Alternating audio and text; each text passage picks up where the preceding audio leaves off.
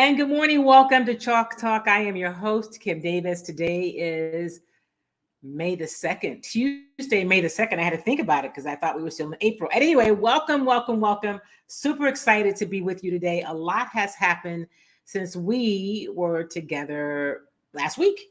So the biggest thing that's happened has been the NFL Draft. So we're going to let you hear from Nick Caserio and a couple of the picks. And we're going to talk about how the Texans did in this draft.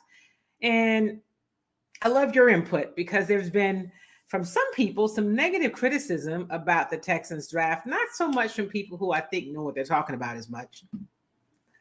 No shade meant at that by that at all. But when I listen to people talk about it, okay, we're gonna get to that. Also, had a chance to visit with Ime Udoka, the Houston Rockets' new head coach last week. Had a chance to meet him. And we're going to let you hear from him as well. It is official. He is the Houston Rockets head coach. And now it's on to prepare the roster, get ready for the draft, get ready for free agency, meet all the players. Not in that order. First order is meeting the players. He's been going through game film. And so that was an exciting time. It was a very busy week last week in Houston for Houston sports. We're going to talk about that. The Houston Astros have had another, pardon me, another pitcher go out with some injury, some tightness in his arm. So that's two pitchers in the last few days. What does that mean for this Houston Astros team? Is it time to worry or is it too early for that? Anyway, there's a lot to talk about. And we had a big interview today that if you came here because you saw the promo, talking about artificial intelligence. Well, that interview has been postponed for some technical difficulties from our guest. We'll get that interview at another time and bring it to you. So the big interview will not happen today. It will just be all of us. So welcome to Chalk Talk. And as always, we have to start with how we're able to get this show on each and every week. It's because we have support from people like I Love Jinka. So you heard about the turmeric paste for, quite some time here on Chalk Talk. You can buy the paste online at ilovejinka.com. You can buy it in HEB stores. And there are also vegan capsules that you can buy. Maybe the paste, maybe you travel a lot. The paste is like, I don't have time to make this delicious almond golden latte or put it in my apple juice. Well, you can take the capsules, and the capsules are now available in HEB stores. And in about another month, you're going to be able to get it in even more stores throughout the HEB chain. And whatever store you go to and whichever product you're looking for, you're going to be able to find it in the healthy living section. Here's where you find it. Here at HEB, in the healthy living department, the probiotics, you can find Jinka 7 days a week. Yeah. Look at a lot of Jinka cereal. Look at that. Jinka. That's where you find it, in the healthy living section. And don't forget about your Kimmy treats. You can get those if you are in Houston in the medical center area. You can get them at Sunshine's Vegetarian Deli on Old Spanish Trail. That's between 288 and Alameda. But if you're not, or if you're way across town, you're like, I don't want to drive across town, even though the popcorn and the Kimmy bars are amazing, you can order it online at kimmytreats.com. There's 3 flavors of popcorn. There are the Kimmy bars, and there's also the hand-whipped body butter.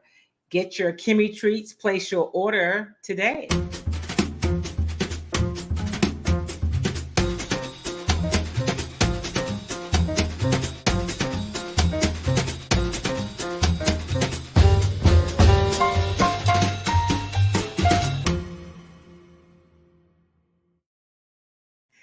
Don't forget about your Kimmy treats, right? You can get those. And listen, I also want to tell you, we had a guest on a few weeks ago, Sam, who is a co-founder of CHAMP. It's an organization that supports veterans. And man, the work that they do is so amazing. talk about boots on the ground. It's something he said on Sunday. It's just like being a combat veteran. You need boots on the ground to get things done. And that's what they're doing. And so we're going to be bringing you information about CHAMP if you are a veteran, where you can, find out how to get services when you need them, because you don't need the services until you really need them. And you need somebody that's going to show up or respond or get you to where you need right away. That is what CHAMP does. You're going to hear more about that moving forward.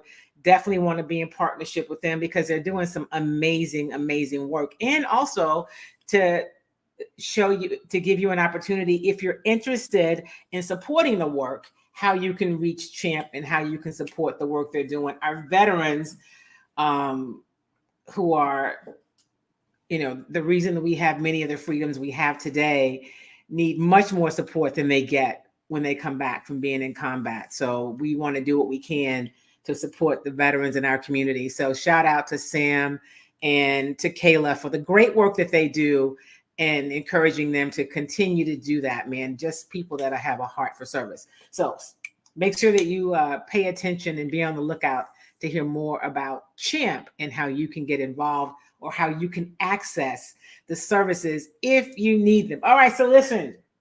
The NFL draft was last week, right? And unless you, have been maybe on a mountain away from any sort of, internet or news activity, you have no idea what happened. Or maybe you just didn't care. However, if you're here today, no worries.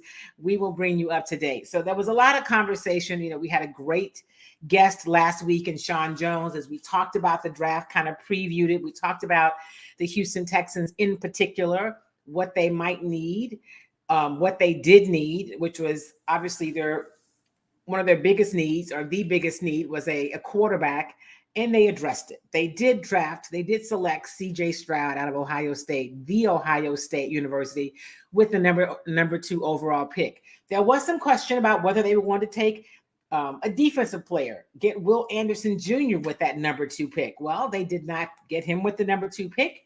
But they did make a deal. They traded up, and so they selected Will Anderson Jr. with the number 3 pick. So they walked away with the 2nd and 3rd overall picks in last week's draft. They selected CJ Stroud, got the quarterback, check. They selected Will Anderson Jr., the edge player, the defensive player out of the University of Alabama. They got him with the 3rd overall pick, check. And so they entered this draft with 12 picks. So they had a lot of draft capital. They ended up selecting 9 players. They have picks in each round next year. So for those who say, man, they gave up too much for Will, here's what I think about the draft. I think he's highly rated. I think he was the guy they wanted. And if they could get Will Anderson Jr. and CJ Stroud, which they did, I think that's a great deal. I don't know how you say they gave up too much. And I just don't understand the people, some that are, I guess, experts or maybe quasi-colleagues, I say that with like who think about being ready for next year and being able to pick in the top 5. I'm going to just go out on a limb. Like, here I go. The Houston Texans do not want to be selecting in the top 5 of next year's draft unless it's because they have some draft capital and they get a trade. Like, they don't want to be one of the bottom 5 teams in the league. Now, while I don't think that they're headed for championship this season, but there has got to start being some improvement. So, really, you're talking about trying to wait till next year and be in a position to get a Caleb Williams? Stop it. That is madness, and just stop. Okay. So let's talk about that a little bit. I'm glad they got CJ Stroud, but the truth is, and while I don't always agree with don't necessarily agree with Nick Caserio, the Houston Texans general manager, his approach to, how he looks at rookies. It seems sometimes to me, Kim Davis here, a little negative. I mean, you get these guys, and it's true they haven't proven anything at this level yet. But if you select a player in the first round of the draft with the number 2 pick, you think something of him, right? You think there's a future. He's got some stuff to come in and work with. Same thing with the number 3 pick. So that aside, I do agree that until you see what they give you at this level, you don't necessarily know what they give you at this level, right? You can say, it looks like from everything we've examined, all of the evaluating we've done, all of the interviews, talking with them to get to know who they are as people, their character, who's in their circle. We know that's very important. All of those things matter. But the game at this level speeds up a lot. And we don't know. You just really don't know until they get here. I do believe that to a degree. I also think that CJ Stroud is a guy that you have to pencil in and say he should be your starting quarterback, if not on opening day, definitely, in the very near future after opening day, right, next season. Because your quarterbacks are Case Keenum and Davis Mills. So maybe you say we're going to let Case start and bring CJ along a little bit, but I don't think you expend that kind of draft capital and get a player who is, from everything that we've seen of him and read about him and what the expectations are, he should be ready sooner than that. He should get in and right away get in the playbook. He's got off-season OTAs, rookie minicamp, not this weekend, but not this coming weekend, but the following week. They'll have a mini camp, which not that they'll do a whole lot, but he's getting a chance to get in a playbook, start talking with his position coach, start talking with his, passing game coordinator and the offensive coordinator, all of those things, meeting his teammates, and then going, being a part of OTAs, and then taking the break and coming back and being ready for training camp a little bit later this summer as they head toward the season. So with all of that said, I'm excited about the Texans draft, and the people who say they gave up too much for Will Anderson or they should have, then there's some who argue said, no, they gave it up for the quarterback. Here's what I know. They got two of the players that they wanted, the two players that they seem to have wanted the most, Will Anderson, CJ Stroud, Will Anderson. They got both of those players, and they didn't have to give up the farm. They still had picks in each draft. They made some moves. They addressed some other needs. How good a draft is this? The experts to give them a B or a B minus. Really, you don't know how good this draft is until you see what they do when the season is in place, right? That's what I think. So anyway, I am, so far so good. I thought that it was, they had some good picks. I'm gonna let you hear from a few of them. They selected the receiver out of the University of Houston. Really very exciting. Let me see something. Let me go in. That's not what I'm looking for. Here we go. I wanted to just pull up the entire draft so I could look at it, but I don't have it in front of me. Why is it doing that? Anyway, they selected Tank from the University of Houston. And, I don't really follow the University of Houston. The story, my history with the University of Houston. But what I will tell you is I do know who he is. And it is exciting to see him be a part of this team. He's got he's got great speed. He's been super productive. Yes, he's smaller than some might, want to think. And I'm trying to sit here and find all my draft stuff. What happened to it? Okay. Perfect.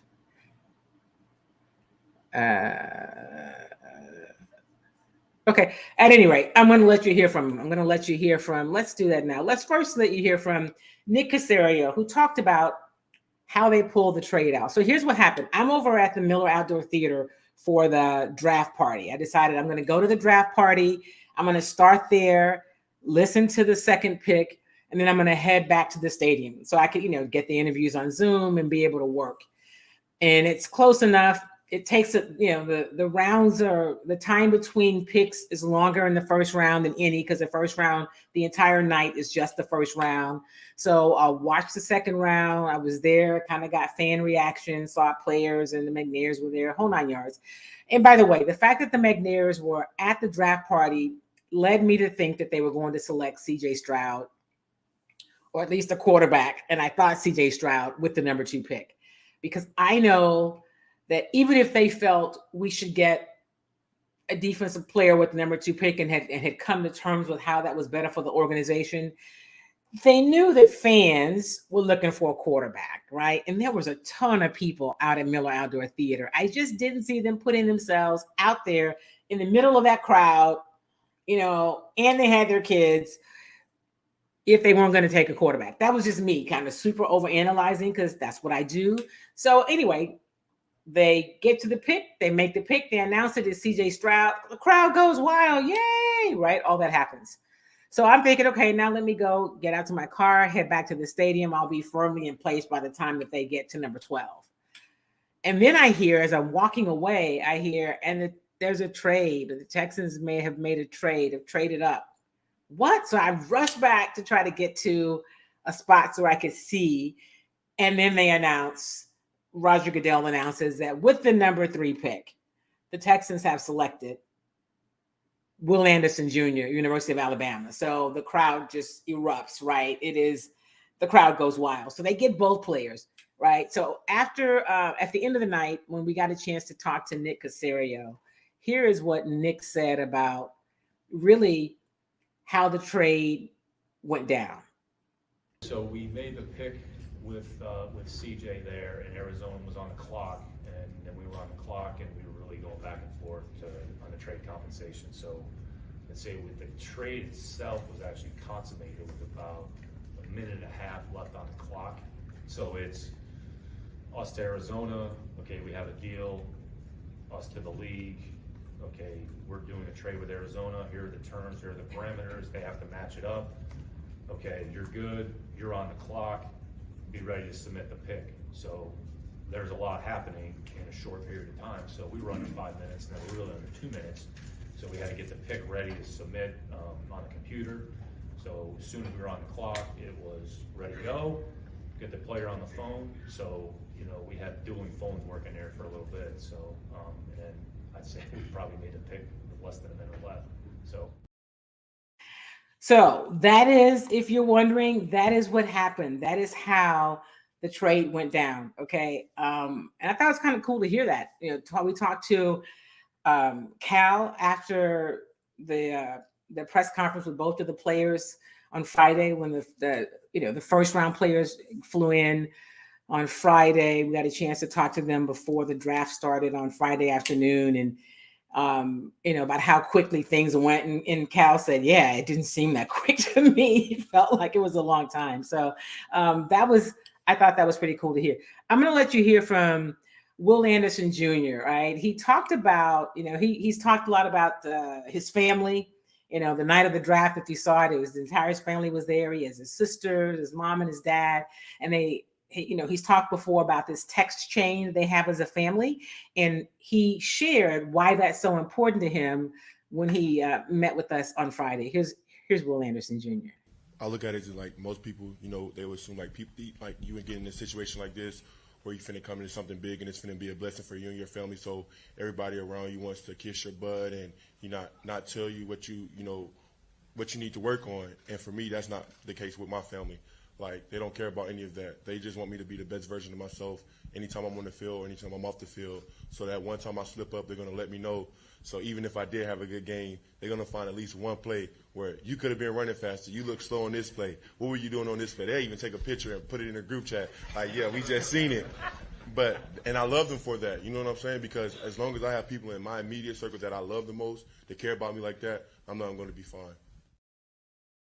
I thought that was really cool. He said, listen, they will take a picture, put it in the group chat, and say, see, look, you could have run faster on this. But I think it's really cool that he recognizes that he's so connected with his family, that he appreciates that they keep him grounded, and that they're going to be honest with him and that he's good with it. Like he's good with them being honest and holding him accountable, because he knows they loved him before he was Will Anderson, the 3rd overall pick in the 2023 NFL Draft, and all that comes with it. So I thought that was super exciting. Of course, I'm gonna let you hear from CJ Stroud. So the both of them talked about what they liked about being a part of this Houston Texans organization, and here was them, Will and CJ, just talking about this opportunity even further.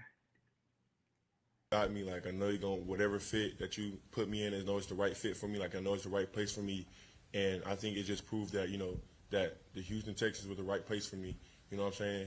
It just showed me, like, they think I'm a special player. They think I'm a great, high character guy. And they believe in me to go in there and, just do everything I said, keep my head down, work hard, and just bring energy every day. And I appreciate it so much. Like, I told them a dozen times, probably, like, I'm so appreciative of them. Like, I don't take this for granted, because, that just showed me, how much that's all I want to go where I felt like it was family. That's what I'm doing. So just that feeling from them, it means everything. Yeah, man, it was a special moment just for me. Right when I got the call, I tried to lock in and make sure I just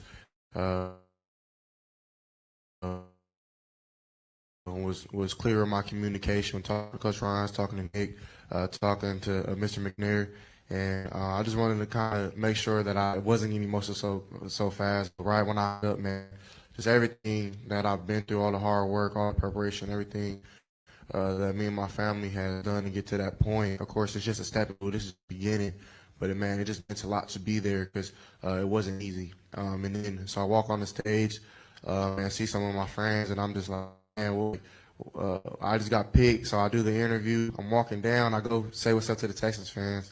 Now, they said I was the only one to do that, to go down, so kind of. And then I look up, and it's like the pick is in, but it says the Texans. I'm like, I just got picked. Like, that can't be true. And I'm like, nah, they just traded. And I'm like, oh, shoot, they finna get Will. And so, like, I like the big smile on my face. So, man, I was super stoked. Like, me and Will, we've known each other since high school. We were against each other All-American Bowl. He couldn't sack me back then. So we'll see if he can now. But man, I was super excited. We were with each other in Texas a couple days ago, shooting a video, and man, what are teammates? And man, now we are. So man, shout out to Nick. You did a great job. Yeah.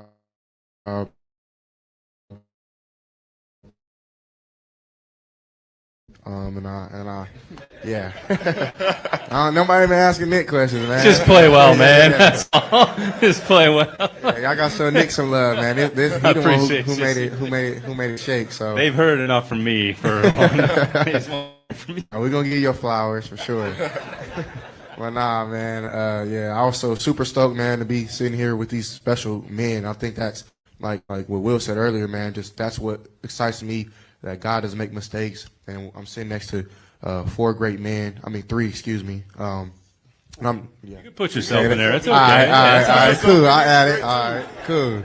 But nah, man, there's three men that are really great in their families, great in the community. Men of God, and that's something that I am and Will is as well. So it excites me just to see what the future holds, because I think, man, we don't got no limit. Like we can do whatever we put our minds to, and whatever Christ strengthens us to do. So man, I'm just really excited. All I've been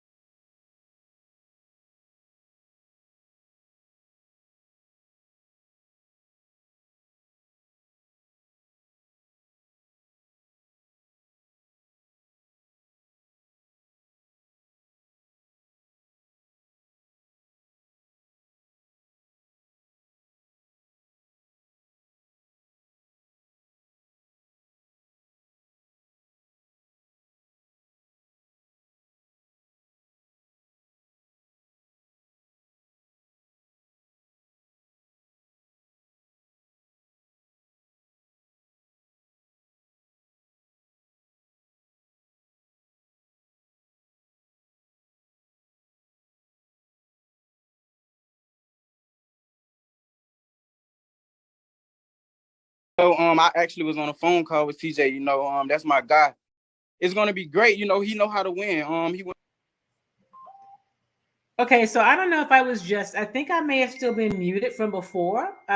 So what I was saying is, see, Tank Dell, I'm gonna let you hear from him. He was the Texans' third round pick, the 69th pick of the draft. He's a wide receiver out of the University of Houston. He's 5'8" from Daytona Beach, Florida, and a lot of explosiveness, right? Out of the wide receivers in this draft, his production score from the combine was ranked 4. So this is Tank Dell. He said this is what he prayed for. He wanted to stay in Houston. He wants to help this organization grow. When he got to the University of Houston, they were in a rebuild mode. He feels like he was able to help them kind of up their game, if you will, and become a bowl team, bowl contender. He sees himself as being able to hopefully do that same sort of thing with the Houston Texans. I asked him about playing, the prospect, and now the reality of being on the same team with the CJ Stroud. And here is what he said. So I actually was on a phone call with CJ. That's my guy. It's gonna be great. He know how to win. He went to Ohio State. He had some great receivers there, and I feel like I'm one of those guys also. I feel like we can build off that and we can just keep going. I'm coming to help him fulfill all his dreams, and I know he'll help me. But me and CJ gonna get to work. I probably want to go to work tonight, but it's gonna have to hold on. But me and him gonna go to work for sure. He is it's going to be exciting to watch him. So the Texans did select 9 players in this draft. They addressed some needs, obviously a quarterback. They addressed needs for the on the defensive side. They got 2 or 3 players from Alabama. They got a linebacker. They got Will Anderson Jr. I think there's 3 players from Alabama. Let me go back and just tell you where I can tell you their draft, right? They addressed wide receiver. They went out and got a couple wide receivers. They addressed the offensive line, particularly the center position, the interior line. They got a center who can play a number of positions. Who can play also both guard positions inside. They got a guard who's comfortable playing on either side. So let me see this. Here we go. Okay. So they did get also the offensive lineman. The center was Jared Patterson in the 6th round out of Notre Dame. I want to give you the whole list because I couldn't really show it to you. So yeah, I was looking at where some people rated the Houston Texans. Some gave them an A-, some gave them, lower. But I think they did a good job of addressing some things. I mentioned Tank Dell. He's a 3rd round pick, especially considering they need some receiver help. They say that John Mechie, the player also from Alabama, he was a rookie last year, who unfortunately, it looks like that unfortunately last year he was sick with the cancer. He has recovered, has been in remission, has been doing really well, but he's not played as an NFL player yet. He did not play his entire rookie season. They had high hopes for him last year. They still have high hopes. Apparently his spirits have been high. You got a chance to see him a couple of times last year, and everybody was really excited about what they, what could be the future for Mechie. And most importantly, that he's healthy. And then after that is what he might mean as a football player. So there's a lot of that. I would tell you that when the teams rated the Texans, and I looked at some of what they did. So the favorite pick people had was that they selected CJ Stroud with the 2nd pick. The least favorite pick seemed to be the center out of Penn State, which is Juice Scruggs. That's, he wasn't projected to come off the board that early, but that is what it is. So here's the Texans draft. They selected CJ Stroud in the 1st round, 2nd overall. Of course, they selected Will Anderson Jr., the 3rd overall pick, also in the 1st round. And then in the 2nd round, they selected Penn State's Juice Scruggs. He's a center. That's with the 62nd pick. And then with the 69th pick in the third round, they picked Tank Dell, who you just heard from the University of Houston. In the fourth round, they selected edge player out of TCU, Dylan Horton. And then in the fifth round, they drafted Alabama linebacker Henry Toto, fifth round pick. In the sixth round, they selected Notre Dame's offensive guard Jared Patterson with the 201st pick in the draft. Also in the sixth round, they selected Iowa State's wide receiver Xavier Hutchinson. That was the 205th pick. There are 259 overall picks completely. And then with Pittsburgh's safety Brandon Hill in the seventh round, they selected him with the 248th pick. So those are the 9 picks from the Texans' full draft. Let's see what some of you are saying. So it was a busy day. Good morning, Sylvia. Welcome. Oh, thanks, Kevin. Yeah, I had muted myself when I was listening to the other one, but I appreciate y'all looking out. Very well. I'd love to know, Kevin, what you think about these picks. I know that you like the defensive player out of Texas Tech, but what did you think about Kevin Walker? What did you think about what the Texans did and who they selected, especially with the first round picks? I'd love to know your thoughts. Hey, we've got some people that say go Texans and go Cougs. That's fine. I get it that you are celebrating the Cougs. You can do that since it's really as a part of, well, you can do it anyway. Let me just be clear. I can't tell you who to celebrate, but y'all know my challenge with the University of Houston Cougars athletic department, but that's no shade on their players. So from what I've read and seen about Tank Dell, he is electric. He's very productive. He's got great speed, and it's going to be a great tool, another weapon to add to this Texans offense for CJ Stroud. So, now we'll see what they finish doing in free agency. I do want to say this. Out of all the players of 7 rounds of picks, there was only one player selected from an HBCU, and that's disappointing. I remember us having a conversation with the head scout from the Texans during the, pre-draft, maybe post combine, sometime in the spring, and the question was asked about the approach to HBCUs, and he was like, "No, listen, there's great players at HBCUs. We make it a point that we really scout them." And so that's been kind of an eye raiser, if you will, an eyebrow, like, really, NFL, you talk about all of this inclusion, and one player out of all of the HBCUs. At any rate, that'll be a discussion for another day. And I know people have mixed opinions about it. And I think it's unfortunate and interesting at the very same time, but we're going to put a pin on that, and I'm going to have a whole conversation about that on another show. I do want to say this. I have not mentioned it, but Lamar Jackson got his bag. Lamar Jackson got his deal done before the draft. So, so much for the problem being that he did not have an agent. He did not have an agent, and he did get the deal he wanted, especially after the deal was done with Jalen Hurts, right? That was kind of the framework, if you will, for what he might expect. So he got his deal done with his mother, although she's not his agent.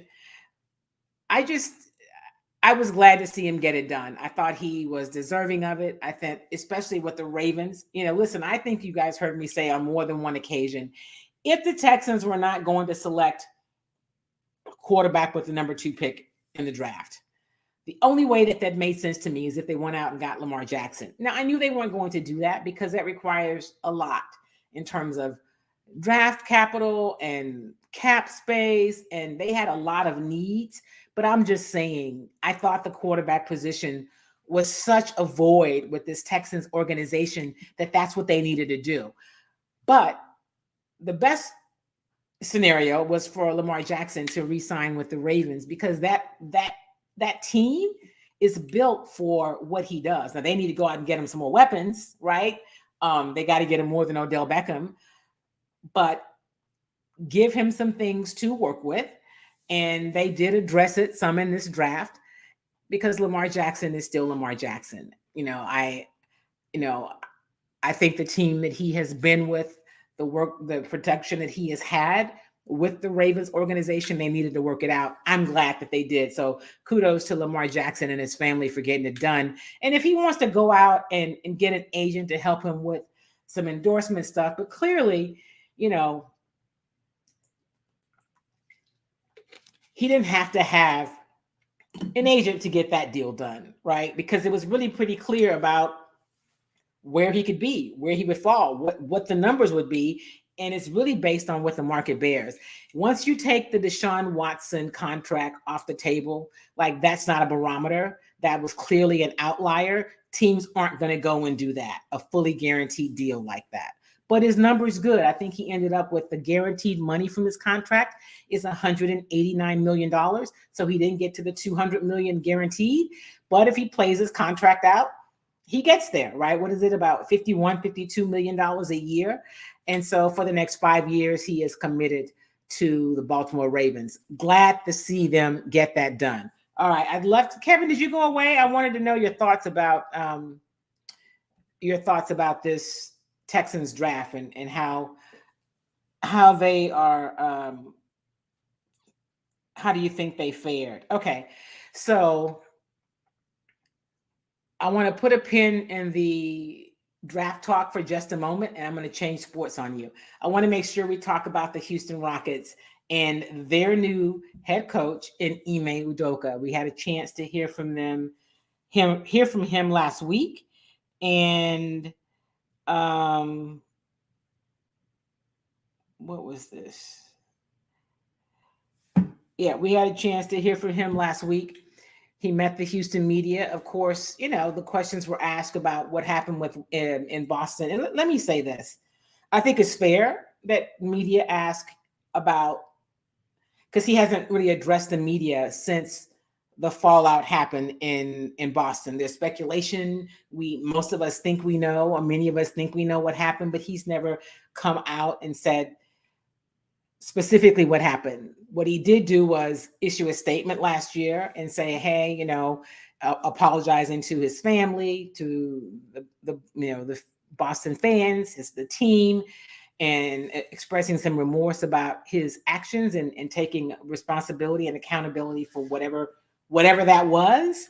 And he did the same thing when he met the Houston media last week. Now, he did not. Somebody asked, can you tell us what happened? He didn't do that. I don't have any problem with it. I don't think he needs to tell us what happened.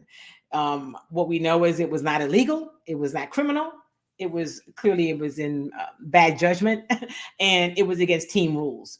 The league signed off on him in this deal with Houston. That, according to Tillman, they did their due diligence. They did their own investigation, and there's been nothing, and people have had nothing but great things to say about him. So all that we know, for the most part, is that he had a consensual relationship with a team, with somebody who was a part of the Boston Celtics organization, part of the staff, and that is not allowed for the Celtics organization. That's what we know. It was a grown-up, it was consensual, and it was in poor judgment. And so he basically lost his job for that. He was suspended, and they didn't bring him back. So he said, listen, he's gotten therapy for himself, taken sensitivity courses, gotten therapy for him and his son to help his son navigate what all of that is. And so good for him, right? I think that's really enough. I don't expect that he should have to really address it any further. He did answer whatever questions were asked last week. He did do that. So what I asked him about was about his style. We know that he was well respected. We know that in his first year as head coach of the Boston Celtics, he led that team to the NBA Finals. They didn't win the championship. They did get there. And his players have, he's very well respected from the players that he worked with. He came up, he spent quite a bit of time in San Antonio. He played around the league a bit. He played overseas. He also played with the Spurs, and then he spent some time coaching with the Spurs. So he's got a lot of that Greg Popovich influence, if you will. Here's what he said when I asked about his coaching style. Well, my style personally is very upfront, honest, and blunt to an extent. I think the players respect that honesty, straightforwardness. I'm a very relatable guy to the players, and that's what I try to build those relationships. They know I'm going to coach them hard and coach them the right way, and I think a lot of these guys respect that. So that's the first part. Defensively, that's kind of what I was as a player, and what we did in Boston, that's almost second nature to me. But just like in football, a great offensive coordinator should know the defense and vice versa. I think I enjoy the offensive side just as much and trying to utilize and get the best out of the players. And so I like to be well-rounded, like I said, straightforward and honest, and that'll always be the first part of how I coach. Thank you. So that was Ime Udoka, the Houston Rockets' new head coach. And again, he talked about how he's handled things since he left Boston. And I think that's enough. I think he's addressed it. I don't think we need to ask him every time we talk to him about what happened a year ago. That is his past. If it had not happened, he would not be available to be the head coach of the Houston Rockets. And he is that. Tillman talked about it. Tillman Fertitta said, he talked to his people in the organization. The president of the Houston Texans is a woman, Gretchen. You guys have seen Gretchen here on Chalk Talk before, and other women in the organization, because they wanted to make sure that how people felt in the organization, because it's not isolated like basketball ops and then the business side. All of it has to work together. And they all feel good about the pick and moving forward with the pick. So Rafael Stone talked. I let you guys hear from Rafael a few weeks ago. I can't do it again this week. No shade to Rafael, but listen, I would love for Rafael and Nick Caserio to both invest in some media training. That's all I'm saying. And that has nothing to do with how smart you are, but it does have to do with how you deliver your messages in a way that people can consume it and get it. Anyway, so Ime Udoka is the Houston Rockets' new head basketball coach. You just heard from him there. And listen, the next thing for the Rockets is they will find out, is it May 15th? They will find out what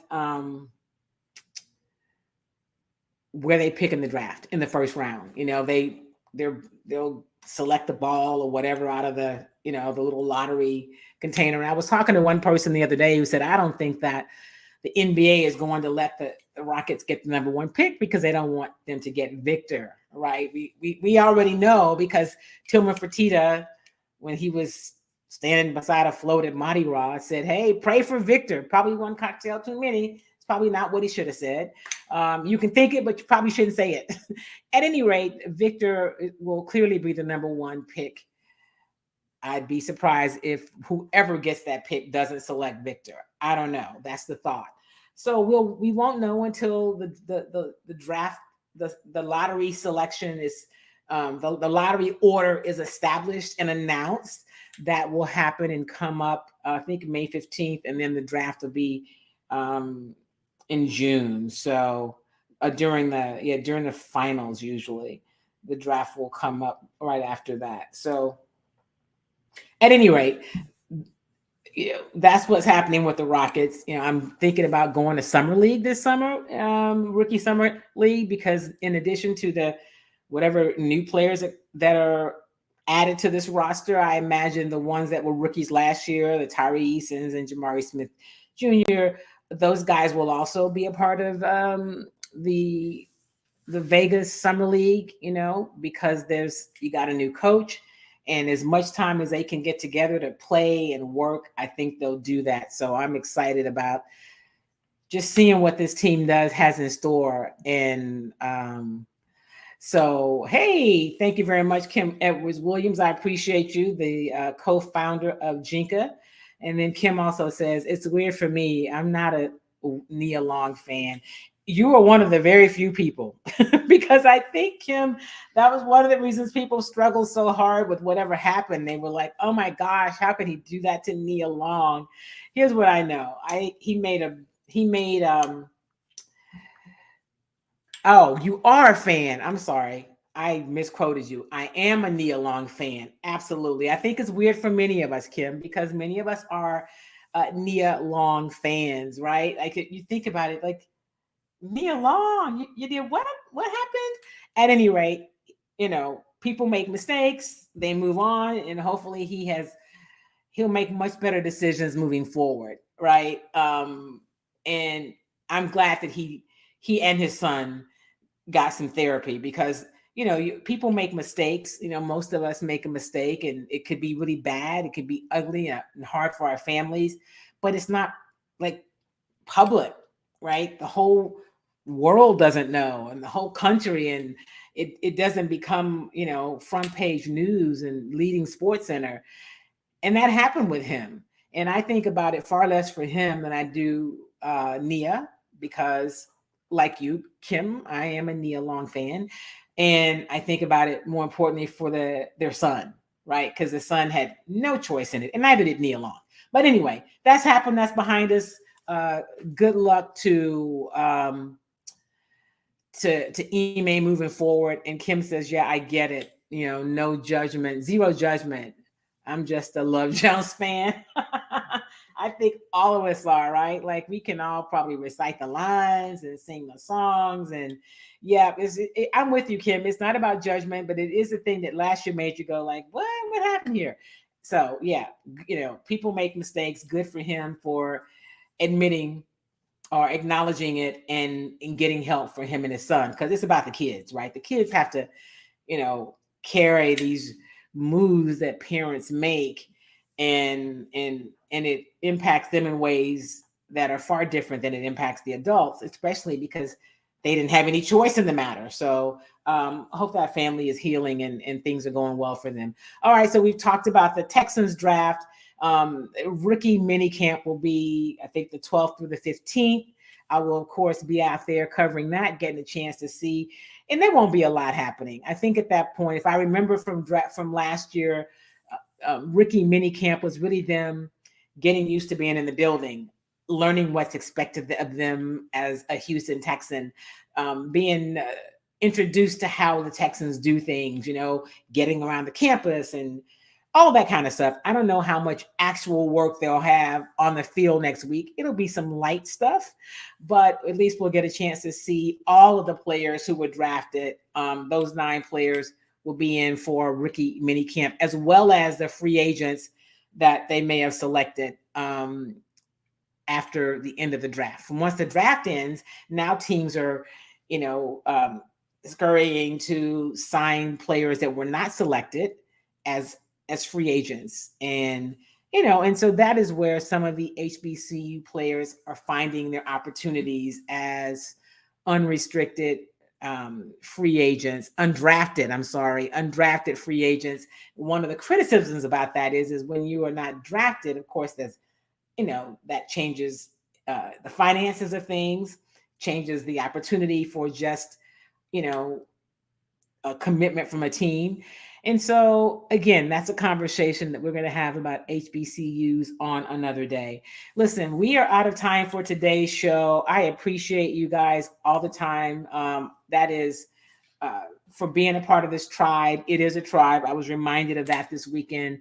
Had a great conversation with my friends Sam and Kayla and Alex, and they were saying, listen, what you do is really important, and we just want to keep supporting it and building the tribe. And I share that because I had somebody ask me, why do you do the work that you do? And I said, well, I do enjoy it, but I also really feel like it is that my voice is needed, that the perspective is needed. And so that's why we do this show, to share things, to offer some different perspectives, to let you hear from some different voices that you may not otherwise hear from. And I think that's important. So thank you for being along on this ride with me. Make sure, if you will, that you share this video, however you're seeing it, whatever platform you're watching it on, make sure you share the video with your tribe. You're never too late. If you are, good morning to my godmother, Lawanda. Thank you for being here. And it doesn't matter. You can always go back and watch the replay. Hey, Paul, thanks. I appreciate you. I thank you guys. And I also want you to really support the people who support Chalk Talk. So you've heard me talk about Champ. You're going to hear more about them. It's an organization that provides services and referrals for veterans who are going through it, right? It's just like being in combat, it's boots on the ground. So we appreciate the work of our friends at Champ, where you reach out to Champ, and if you are a veteran, they can get you, if you're in crisis, whatever you have going on, you need resources, that is what they do. And the results have been great. So we appreciate that. Also, don't forget about I Love Jinka. If you haven't tried the turmeric paste yet, because the idea of the paste, you may go, I don't really want to make the taste. I know you say it's great tasting, Kim, and we should get it. Well, go and try the capsules, the vegan capsules. You can just pop them and you can travel with them. They're easy to get around. Get that goodness in your body. If you are near an HEB in Southeast Texas, you can find it in the healthy living section pretty soon. You're going to be able to find it a lot more places, but this is where you find it when you go to HEB. Here at HEB, in the healthy living department, the probiotics, you can find Jinka 7 days a week. Yep. Look at a lot of Jinka sale. Look at that. Jinka.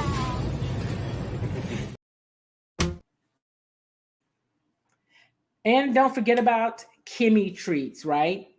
You can get it at Sunshine's Vegetarian Deli over on OST between Alameda and 288 if you're in Houston. But even if you're away across town, because Houston's really, really big, go online to KimmyTreats.com, order your popcorn a day, order your hand-whipped body butter, or you can order the Kimmy bars. And here is what you can expect.